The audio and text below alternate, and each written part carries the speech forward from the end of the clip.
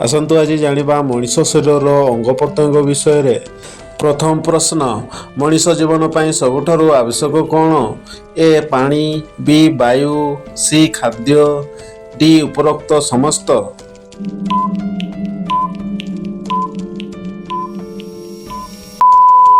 यार सठिक उत्तर डी उपरोक्त समस्त। परवर्ती प्रश्न, मनीष शरीर में रक्त पंप करुवा अंग कौन? ए फुसफुस, बी हृदय, सी मस्तिष्क, डी यकृत।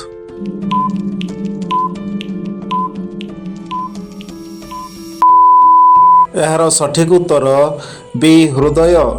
परवर्ती प्रश्न, मनीष शरीर में श्वास नापी क्यों अंग मुख्य? ए हृदय, बी फुसफुस, सी पेट, डी किडनी।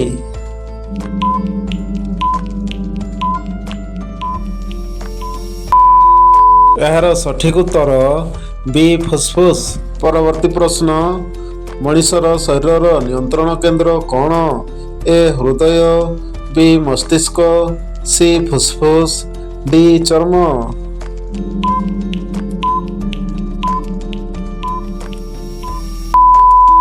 यार सठिक उत्तर बी मस्तिष्क।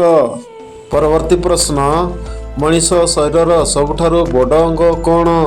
ए हृदय, बी यकृत, सी चर्म, डी मस्तिष्क।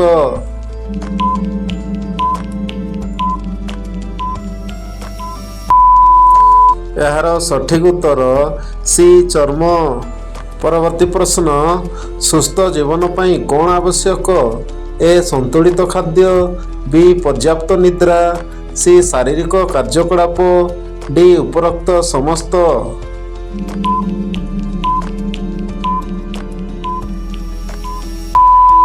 यार सठिक उत्तर ऑप्शन डी उपरोक्त समस्त। परवर्ती प्रश्न, मनीष शरीर में खाद्य पाचनर मुख्य काम केउं प्रणाली रे करे? ए पाचन प्रणाली, बी श्वास प्रणाली, सी स्नायु प्रणाली, डी रक्त संचालन प्रणाली।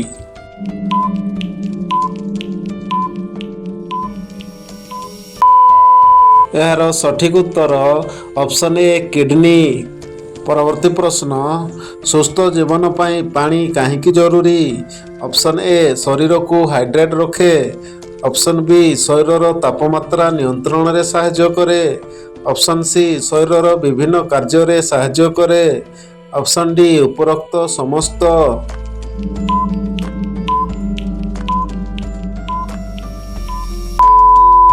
यार सठिक उत्तर ऑप्शन डी उपरोक्त समस्त।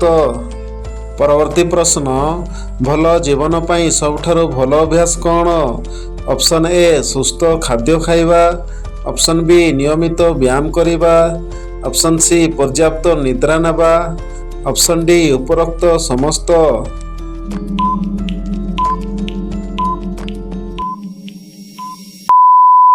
यार सठिक उत्तर ऑप्शन डी उपरोक्त समस्त।